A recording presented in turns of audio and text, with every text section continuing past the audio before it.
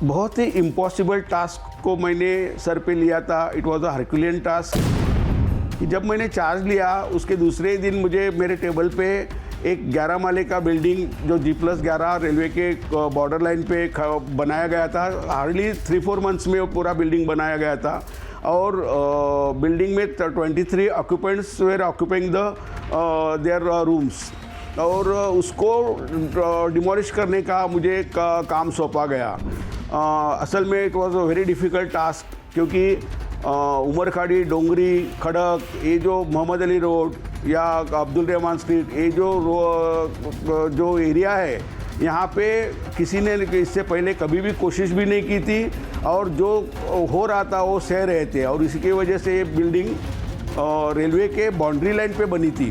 तो मैंने जब उसको डिमोलिश करने का काम शुरुआत किया तो मुझे अजीब तरीके से मुझे अपोज करने वाले लोग मिले। उसमें पुलिस थे, रेलवे वाले थे, मेरे खुद के डिपार्टमेंट वाले थे, पॉलिटिशियंस थे और इससे भी बड़ी बात थी कि जो बिल्डिंग तोड़ने जा रहा था उसके आजू बाजू के जो बिल्डिंग वाले थे वो लोग भी थे क्योंकि उनको बिल्डर ने पैसा दे के उनको भी खड़ा कर दिया था मेरे खिलाफ। और जो मटेरियल मुझे लगता था तोड़ने के लिए वो मटेरियल मुझे मिलना दुर्लभ हो गया तो मैं वो कुर्ला से मटेरियल मंगाने लगा। मेरे कामगार जो आज सुबह काम के लिए ऊपर जाते थे वो अगर नीचे उतरते हैं तो उनको मारा जाता था, पीटा जाता था, तो दूसरे दिन नए कामगारों के साथ नया काम शुरू करना पड़ता था। तो ऐसी बहुत सारी दिक्कतें सामने आई। मुझे पर्सनल लेवल पे भी बहुत धमकाया गया, डराने की कोशिश की गई। मेरे बच्चों को, मेरी घर वालों को तकलीफ़ देने की कोशिश की गई। कई बार मेरे पीछे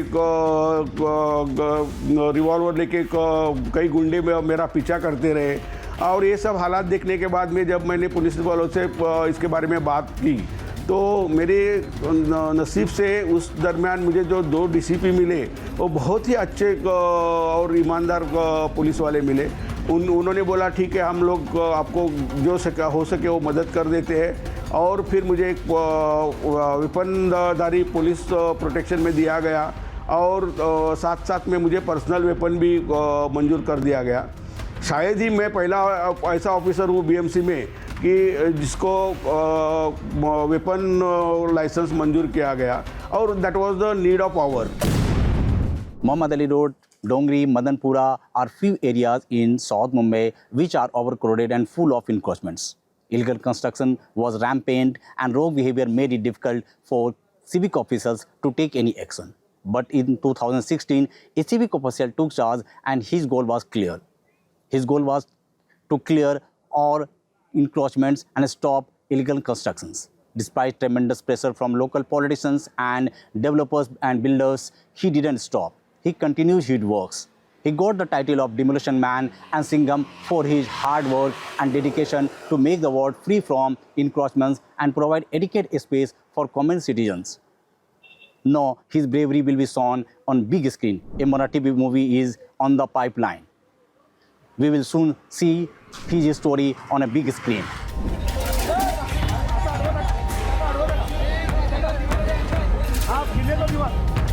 टेंशन मत लो। झोपड़े का दीवार सीमेंट का नहीं होता है, पत्रे का होना चाहिए। टूटने दो उसको, पत्रे से बांधो। ये घर नहीं है, झोपड़ा है।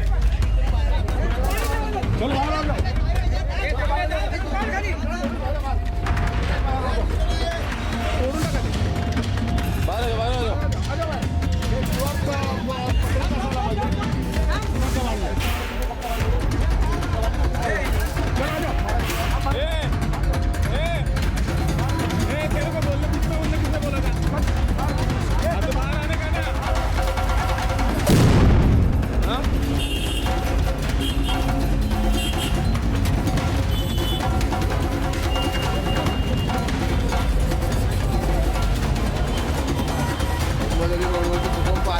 Reflecting on his time as civic officers, Sirukar describes it as a dream that initially looked impossible.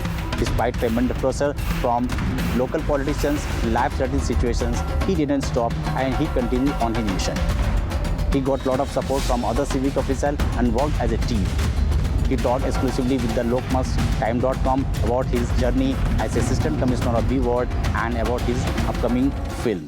बहुत अच्छा लगा ये मौका मुझे आज फिल्म के वजह से दोबारा बयां करने के लिए, मेरी जो कुछ गाथा थी वो बयां करने के लिए आज मौका मिल रहा है। इट वाज अभी लगता है कि वो जो मैंने दिन गुजारे उस वक्त वो शायद एक सपना था, बिकॉज़ बहुत ही इम्पॉसिबल टास्क को मैंने सर पे लिया था। It was a Herculean task कि जब मैंने चार्ज लिया उसके दूसरे दिन मुझे मेरे टेबल पे एक 11 माले का बिल्डिंग जो G+11 रेलवे के बॉर्डर लाइन पे बनाया गया था, हार्डली 3-4 मंथ्स में वो पूरा बिल्डिंग बनाया गया था। और बिल्डिंग में 23 ऑक्यूपेंट्स वेर ऑक्यूपिंग देयर रूम्स, और उसको डिमोलिश करने का मुझे काम सौंपा गया।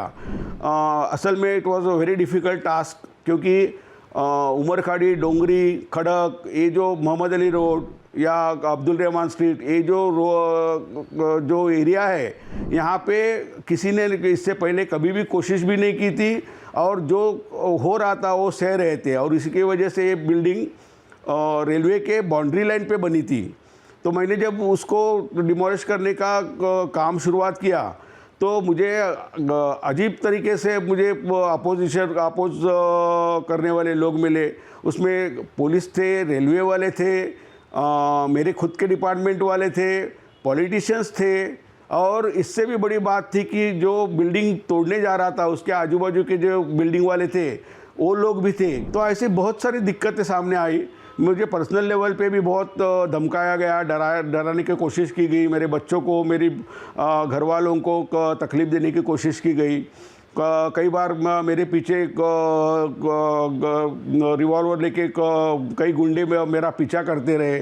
और ये सब हालात देखने के बाद में जब मैंने पुलिस वालों से इसके बारे में बात की तो मेरे नसीब से उस दरमियान मुझे जो 2 DCP मिले वो बहुत ही अच्छे और ईमानदार पुलिस वाले मिले। उन्होंने बोला ठीक है, हम लोग आपको जो हो सके वो मदद कर देते हैं।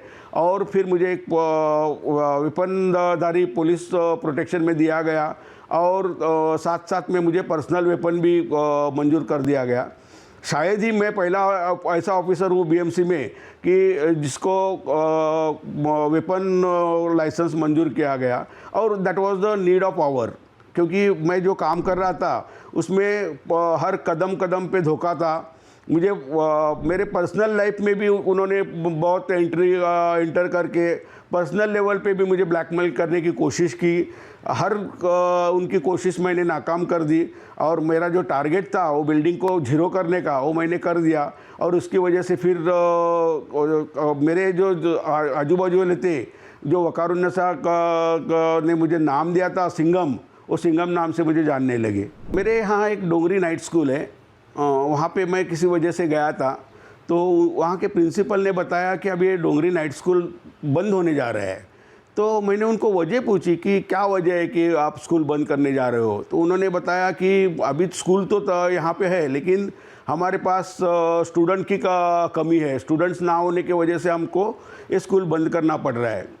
तो मैं तो वही सोचते मैं मेरे ऑफिस में पहुंचा। ऑफिस में पहुंचते पहुंचते मेरे तो एक जहन में एक आइडिया आ गई कि लेट अस सी कि मैं अपने कामगार का जो लेवल है, क्लास 4 एम्प्लॉयज़ है, उनमें कितने लोग पढ़े हुए हैं और कितने 10वीं पास ना कर पाए हैं। 30 लोगों का लिस्ट बनाया, उनको मैंने बुलाया।